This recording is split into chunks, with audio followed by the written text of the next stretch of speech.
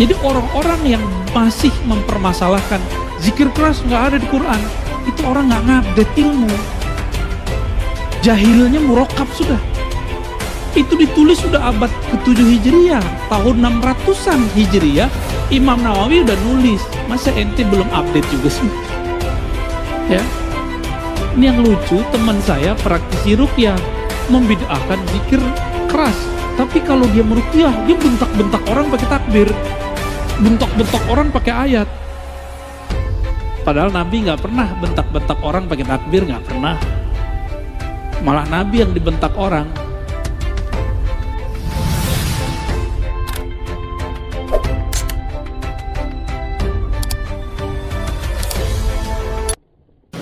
Pertanyaan saya Ustadz, dalam thariqah itu kadang-kadang mereka zikirnya sampai keras sekali, la ilaha illallah gitu ya. Itu kan kadang-kadang kalau yang dekat rumahnya itu kan merasa terganggu karena keras suaranya.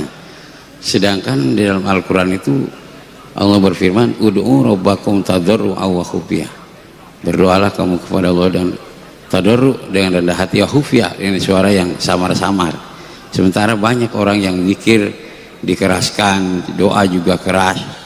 Nah itu yang sebetulnya yang bagaimana Ustadz, yang sebenarnya yang bagusnya yang mana itu? Apa jahar juga boleh, apa sir boleh? Kalau yang jahar itu dalilnya apa Ustadz? Kalau yang merujuk kepada Al-Quran kan harusnya kita itu kalau berdoa, berzikir ya khufyah, artinya khafi, secara pelan, secara samar-samar gitu ya. Baik. Itu aja Ustaz pertanyaannya. Wassalamualaikum warahmatullahi wabarakatuh. Atau nggak ada. Okay. Ini pertanyaan konfirmasi sebenarnya ya, karena antum kayaknya pengamal zikir keras juga. Itu nurnya nyambar-nyambar Pak. Kalau kita berani klaim, di Quran zikirnya cuma lembut, itu ayat yang mana dulu? Kan surat Al-A'raf ayat 205. Antum gak baca Al-Baqarah ayat 200? Ya kan? Gak baca hadis Nabi Sahih Bukhari, Sahih Muslim, atau hadis yang tadi biraf'is saut. Siapa yang paling mengerti isi Quran? Ahlul Quran. Siapa yang menulis tentang adab ilmu Quran? Imam Nawawi. Tibyan. Beliau juga nulis tentang kumpulan zikir, indeks zikir, judulnya Al-Azkar. Al-Azkar An-Nawawiyah. Baca pengantarnya, dan itu sudah diterjemahkan kalau belum bisa bahasa Arab. Kalau yang udah bisa bahasa Arab, nikmati yang Arabnya. Apa kata beliau? Dikumpulkan, ini dalil zikir keras, ini dalil zikir lembut, dikumpulkan. Jadi orang-orang yang masih mempermasalahkan zikir keras nggak ada di Quran, itu orang nggak ngupdate ilmu. Jahilnya murokab sudah.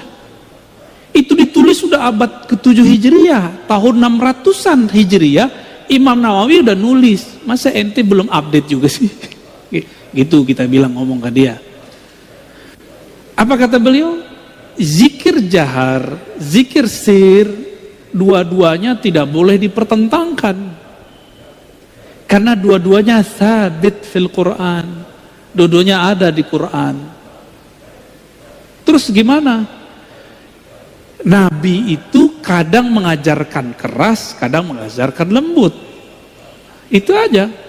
Hanya ulama ahli fikih, ahli zikirlah yang mengerti kapan keras, kapan lembut. Jadi fas'alu ahla dzikri, tanya ke pakar zikir, kapan kita keras, kapan kita lembut. Salah satu murid dari Abah Anom datang kepada saya, Ustadz, saya kalau zikir la ilaha illallah ba'da sholat harus 165, harus kenceng.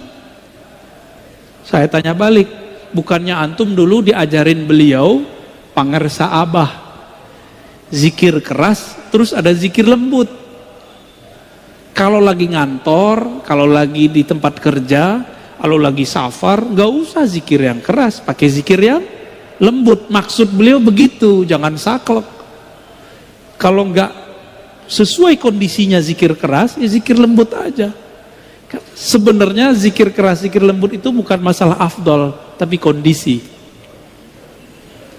Di saat kolbu kita sedang bermasalah, maka zikir jahar paling afdal. Di saat zikir kolbu kita sudah tenang, jiwa kita sudah teratur, zikir lembut itu lebih afdal. Maka muncullah satu kalam dalam riwayat Al-Baihaqi, khairu dzikri ma khafi, sebaik-baik zikir itu yang lembut lirih. Baru nyambung sama surah Al-A'raf, wazkur rabbaka fi nafsik, sebut nama Allah di dalam dirimu, dalam lembaga jiwamu, dengan kerendahan hati, dengan tidak menjaharkan dengan lisan. Baru masuk. Jadi ayat ini jangan dipertentangkan dengan ayat yang lain. Ya. Ini yang lucu, teman saya praktisi ruqyah membid'ahkan zikir keras. Tapi kalau dia meruqyah, dia bentak-bentak orang pakai takbir, bentak-bentak orang pakai ayat. Padahal Nabi nggak pernah bentak-bentak orang pakai takbir, nggak pernah. Malah Nabi yang dibentak orang. Siapa yang melindungimu dari pedangku? Jawaban Nabi, Allah. Langsung jatuh dia. Jadi Nabi kalau baca Allah jadi pedang, Pak. Sakti. Kalau kita baca la ilaha illallah, takbir, udah berbuih, udah habis suara, nggak menang-menang juga. Kalah lagi. Berarti kita baru baca di lisan. Tentara Al-Mahdi di akhir zaman itu menaklukkan Rum cukup dengan takbir. Berarti takbir dia takbir yang mana tuh? Bukan takbir yang berisik, tapi takbir yang menggetarkan langit dan bumi, yang bersumber dari kolbu, terjun, tembus ke dalam kolbu. Jadi nggak ada masalah mau zikir keras, mau zikir lembut. Namun kalau tetangga kita terganggu, ya kasihan Pak, zikir lembut lah. Kecuali antum lagi mabuk zikir, ya. Apa kata Nabi? Uzkurullah hatta yakul, zikirlah kepada Allah hatta yakulal munafikun, sehingga orang munafik berkata, muraun, di riwayat kedua majnun, sampai orang munafik menuduh kamu gila atau ria. Ya, makanya dulu ada yang nanya di sini, mohon maaf langsung saya potong karena beliau sudah sepuh. Itu zikir hitung-hitungan, kenapa itu? Langsung saya mohon maaf saya potong langsung, kasihan. Masih ada beliau? Masih ada? Wah, kalau Ma'ani dia nggak mau ikut ngaji lagi. Nggak apa-apa ya. Itu kenapa?